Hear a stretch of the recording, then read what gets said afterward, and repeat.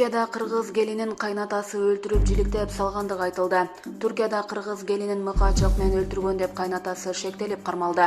Бул тууралуу түрк басылмалары жазышты.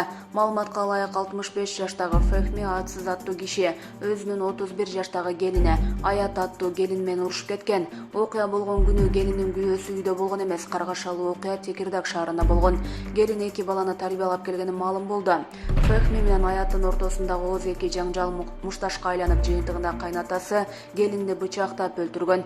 Келининин сөөгүн жашыруу үчүн аны бөлүктөргө бөлүп, жарымын таштаны челегине ыргытып, жарымын сандыкка жашырган. Бул убакта өлтүрүлгөн келиндин кайненеси үйүнө келген соң окуяны көрүп, кошуналарына жардам сурап кайрылган. Алар өз кезегинде полиция чакырышкан. Бул боюнча Тышкы иштер министрлигине байланышканыбызда аталган маалымат такталып жаткандыгын билдиришти.